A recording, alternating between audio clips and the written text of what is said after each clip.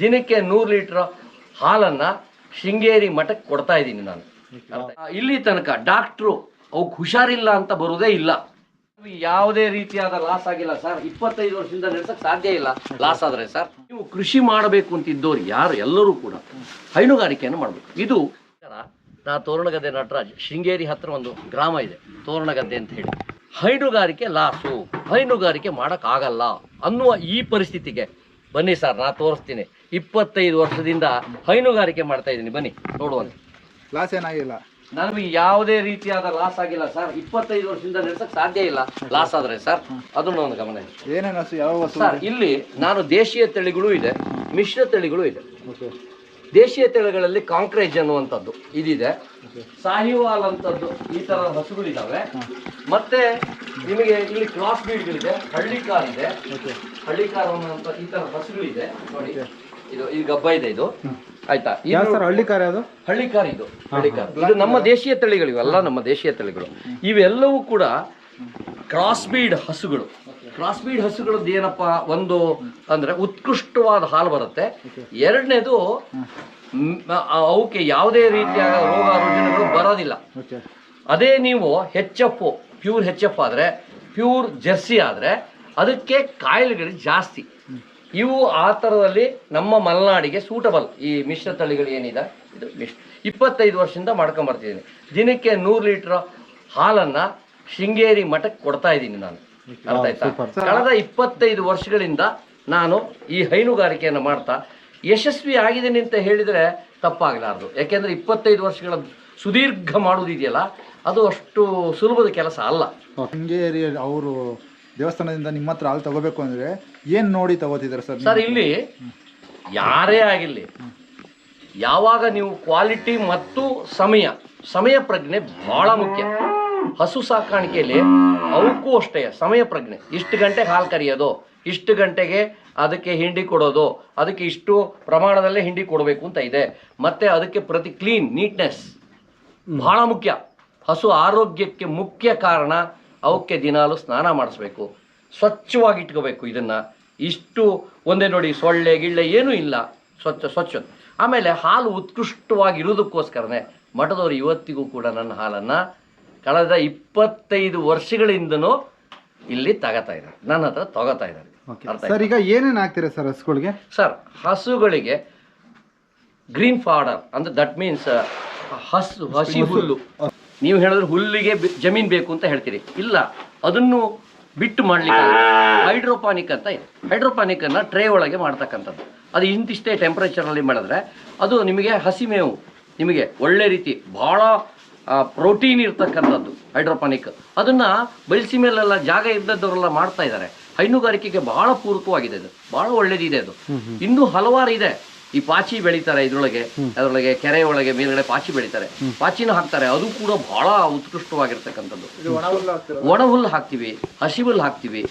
ಹೀಗೆ ಹೈನುಗಾರಿಕೆಯನ್ನ ಮಾಡಬೇಕು ಅನ್ನೋ ಇಚ್ಛಾಶಕ್ತಿ ಎಲ್ಲಿವರೆಗೆ ಇರುತ್ತೋ ಅಲ್ಲಿವರೆಗೂ ಖಂಡಿತ ಮಾಡಕ್ ಸಾಧ್ಯ ಇದೆ. ಸರ್ ಈಗ ಹಾಲಲ್ಲ ಅಷ್ಟೇನೆ ಆದಾಯನ ಅಥವಾ ಬೇರೆ ಬೇರೆ ಇನ್ನೇನು ಆದಾಯ ಇದೆ ಈಗ ಹಸುಗಳಿಂದ? ನೋಡಿ ಇದು ಬಹಳ ಒಳ್ಳೆಯ ಪ್ರಶ್ನೆಯನ್ನು ಕೇಳಿದ್ರೆ, ಈ ಹಾಲಿನ ಜೊತೆಗೆ ಉಪ ಉತ್ಪನ್ನಗಳಿದೆ. ನಾವು ಬೆಣ್ಣೆ ಮಾಡ್ತೀವಿ, ಬೆಣ್ಣೆಯಿಂದ ತುಪ್ಪ ಮಾಡ್ತೀವಿ.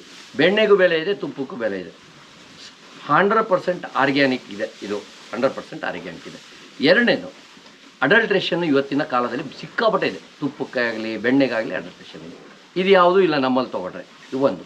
ಎರಡನೇದು ಸಗಣಿ ನಾವು ಅದನ್ನು ಕಾಂಪೋಸ್ಟ್ ಮಾಡ್ತೀವಿ. ಕಾಂಪೋಸ್ಟ್ ಮಾಡಿ ನಾವು ಇದು ಯಾವುದು ಜೀವಾಮೃತ ಮಾಡ್ತೀವಿ ಸಗಣಿಲಿ ಎಲ್ಲವನ್ನು ಮಾಡಿ ನಾವು. ಹಾಗಾಗಿ ಆರ್ಗ್ಯಾನಿಕಲಿ ಸಂಪೂರ್ಣ ಆರ್ಗ್ಯಾನಿಕ್ಕು ನಾನು ಕಳೆದ 25 ವರ್ಷಗಳಿಂದ ಈ ಹಸುಗಳನ್ನು ಸಾಕಾಣಿಕೆ ಮಾಡೋದ್ರಿಂದನೇ ಮಾಡ್ತಾ ಇದ್ದೀನಿ ಅನ್ನುವಂಥ ಹೆಮ್ಮೆ ಇದೆ ನನಗೆ. ಒಂದು ತೃಪ್ತಿ ಇದೆ, ಸಂತೋಷ ಇದೆ. ನನ್ನ ಭೂಮಿಯನ್ನು ನಾನು ಹಾಳು ಮಾಡಲಿಲ್ಲ, ರಾಸಾಯನಿಕ ಗೊಬ್ಬರವನ್ನು ನಾನು ಹಾಕಲಿಲ್ಲ, ರಾಸಾಯನಿಕ ಮುಕ್ತವಾಗಿರ್ತಕ್ಕಂಥ ಭೂಮಿಯನ್ನು ನಾನು ಮಾಡಿದ್ದೀನಿ. ನನ್ನ ಏನು ಈ 15-20 ಎಕರೆ ಜಾಗ ಇದೆ, ಅಲ್ಲಿ ನಾನು ಪೆಸ್ಟಿಸೈಡ್ಸ್ ಹೊಡೆಯೋದಾಗಲಿ, ರಾಸಾಯನಿಕ ಕ್ರಿಮಿನಾಶಕಗಳನ್ನು ಹೊಡೆಯೋದಾಗಲಿ, ರಾಸಾಯನಿಕ ಗೊಬ್ಬರಗಳನ್ನು ಉಪಯೋಗಿಸೋದು ಮಾಡ್ತಾ ಇಲ್ಲ. ಸರ್ ಆ ಥರ ಏನಾದರೂ ಕಾಯಿಲೆ ಬಂತವಾಗ ಏನು ಮಾಡ್ತೀರಾ? ಯಾವುದು ಹೊಡಿಲೇಬೇಕು ಪರಿಸ್ಥಿತಿ ಬರುತ್ತೆ ಏನಾದರೂ? ಸಾಮಾನ್ಯವಾಗಿ ಅದರೊಳಗೂ ಆರ್ಗ್ಯಾನಿಕಲ್ಲಿ ಹಲವಾರು ಇದಿದೆ. ಈಗ ಸಡನ್ ಆಗಿ ಯಾವುದೋ ಒಂದು ತರಕಾರಿಗೆ ಗಿಡಕ್ಕೆ ಯಾವುದೋ ಒಂದು ಹುಳ ಅಟ್ಯಾಕ್ ಆಯಿತು, ಆ ಸಮಯದಲ್ಲಿ ಏನು ಮಾಡಬೇಕು ಅಂತ ಅದಕ್ಕೆ ನಮ್ಮದೇ ಆಗಿರ್ತಕ್ಕಂಥ ನೀಮಿದೆ. ಆಮೇಲೆ ಬೂದಿ ಇದೆಯಲ್ಲ, ಬೂದಿ ಸಾಮಾನ್ಯವಾಗಿ ನೀವು ಘನ ಜೀವಾಮೃತವನ್ನು ಹಾಕಿ ಬೆಳೆಸಿದ್ದಕ್ಕೆ 99% ಯಾವುದೋ ಕ್ರಿಮಿನಾಶಕಗಳ ಹೊಡೆಯುವಂಥ ಅವಶ್ಯಕತೆ ಬರೋದಿಲ್ಲ. ನೀವು ಕೃಷಿ ಮಾಡಬೇಕು ಅಂತಿದ್ದವ್ರು ಎಲ್ಲರೂ ಕೂಡ ಹೈನುಗಾರಿಕೆಯನ್ನು ಮಾಡಬೇಕು. ಇದು ಇನ್ನೊಂದು ಆದಾಯಕ್ಕೆ ಮೂಲ ಆಗುತ್ತೆ. ಈಗ ನಿಮಗೆ 365 ದಿವಸನೂ ನಿಮಗೆ ಇಲ್ಲಿ ಹಾಲಿನ ಉತ್ಪನ್ನದಿಂದ ಹಣ ಬರುತ್ತೆ. ಸೊ ಇದೊಂದು ಮತ್ತೊಂದು ಆದಾಯ. ಇದನ್ನು ನೀವು ಒಂದು ಹಂತದವರೆಗೂ ಅದನ್ನು ಕ್ಲೀನಾಗಿ ಮಾಡ್ಕೊಂಡು ಹೋದರೆ ಬಹಳ ಉತ್ತಮವಾದ ಹಣವನ್ನು ಗಳಿಸೋದಕ್ಕೆ ಅವಕಾಶ ಇದೆ. ಓಕೆ ಸರ್, ನಾವು ಈಗ ಜನಗಳೆಲ್ಲ ಈ ದೊಡ್ಡ ದೊಡ್ಡ ಮಠಗಳಿಗೆ ಶೃಂಗೇರಿಗೆ ಹೋದಾಗ ಏನು ಊಟ ಇಷ್ಟು ಚೆನ್ನಾಗಿತ್ತು, ಏನು ಇಷ್ಟು ಮಜ್ಜಿಗೆ ಚೆನ್ನಾಗಿತ್ತು ಅಂತ ನಾವೇ ಅಂದ್ಕೊಂಡಿರ್ತೀವಿ. ಬಟ್ ಆ ಮೂಲ ನಮಗೆ ಗೊತ್ತಿರಲಿಲ್ಲ. ಈಗ ಗೊತ್ತಾಯಿತು, ಆರ್ಗ್ಯಾನಿಕ್ ಹಾಲು ಮೊಸರು ಬಳಸಿದಾಗ ಆ ಟೇಸ್ಟ್ ಬರುತ್ತೆ ಅಂತ ಇವಾಗ ಗೊತ್ತಾಯ್ತು. ಎಷ್ಟು ಹೆಮ್ಮೆ ಇದೆ ಆ ಬಗ್ಗೆ ನಿಮಗೆ? ಇಲ್ಲ, ತುಂಬ ಹೆಮ್ಮೆ ಇದೆ. ಯಾಕೆಂದರೆ ನೋಡಿ, ನಾವು ಸತ್ಕರ್ಮಗಳನ್ನು ಮಾಡಬೇಕು, ಸತ್ಕಾರ್ಯಗಳನ್ನು ಮಾಡಬೇಕು. ಅದರೊಳಗೊಂದು ತೃಪ್ತಿಯನ್ನು, ಆನಂದವನ್ನು, ಸಂತೋಷವನ್ನು ಪಡೆಯುವಂಥದ್ದು ನನ್ನ ಜಾಯಮಾನದಲ್ಲಿ ಇದೆ. ನಾನು ಮೂಲತಃ ಒಬ್ಬ ಕಲಾವಿದ, ನೀನಾಸಂ ಆರ್ಟಿಸ್ಟ್. ನಾನು ಈ ನಾನು ಕೃಷಿಗೆ ಬಂದ ತಕ್ಷಣವೇ ಮೊದಲು ಯೋಚನೆ ಮಾಡಿದ್ದು ಹಸು ಸಾಕಾಣಿಕೆ ಮಾಡಬೇಕು ಅಂತ.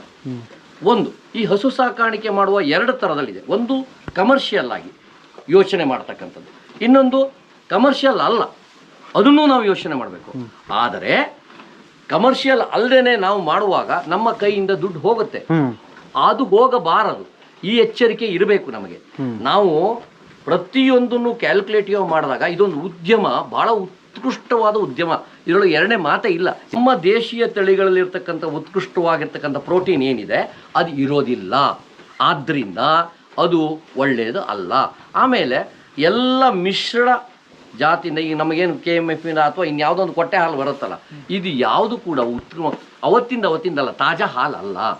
ಆಮೇಲೆ ನಾವು ನೋಡಿ, ಇದು ಸಂಪೂರ್ಣ ಆರ್ಗ್ಯಾನಿಕ್ ಆಗಿರೋದ್ರಿಂದ ಇಲ್ಲಿ ನಿಮಗೆ ಹಾಲು ಕೂಡ ಅಷ್ಟು ಉತ್ಕೃಷ್ಟವಾಗಿರುತ್ತೆ. ಆರೋಗ್ಯಕ್ಕೆ ಬಹಳ, ಇವತ್ತು ನಾವು ಕುಲುಷಿತ ಆಹಾರಗಳನ್ನು ಸೇವನೆ ಮಾಡ್ತಾ ಇದ್ದೀವಿ, ಎಲ್ಲವೂ ಕೂಡ ಕುಲುಷಿತವಾಗಿದೆ. ನಾವು ಅಡಲ್ಟ್ರೇಷನ್ಗೆ ಹೋಗ್ಬಿಟ್ಟಿದ್ದೀವಿ. ಇದರಿಂದ ನಾವು ಭಾಳ ಎಚ್ಚರಿಕೆಯಿಂದ ನಾವು ಮುಂದಿನ ಹೆಜ್ಜೆಗಳನ್ನು ಇಡಬೇಕು. ಇಲ್ಲದ್ರೆ ನಮ್ಮ ಮಕ್ಕಳು, ಮೊಮ್ಮಕ್ಕಳು, ಮರಿಮಕ್ಕಳಿಗೆ ಮುಂದೆ ನಾವು ಏನು ಬಿಟ್ಟು ಹೋಗ್ತಾ ಇದ್ದೀವಿ ಅಂದರೆ ಕಾಯಿಲೆಗಳನ್ನು ಬಿಟ್ಟು ಹೋಗ್ತಾ ಇದ್ದೀವಿ. ದೇಶೀಯ ತಳಿಗಳಾಗಿರ್ತಕ್ಕಂಥ ಸಾಹಿವಾಲ್ ಆಗಿರ್ಬೋದು, ಕಾಂಕ್ರೇಜ್ ಆಗಿರ್ಬೋದು, ಹಳ್ಳಿಕಾರ್ ಆಗಿರ್ಬೋದು, ಆಮೇಲೆ ಇನ್ನೂ ಒಂದು ಒಳ್ಳೊಳ್ಳೆಯ ಹಸುಗಳಿದೆ. ದೇಶೀಯ ತಳಿಗಳೇ ತುಂಬ ಒಳ್ಳೊಳ್ಳೆಯ ಹಸುಗಳಿದೆ. ಅದನ್ನೆಲ್ಲವನ್ನು ಸಾಕಿದ್ದೆ.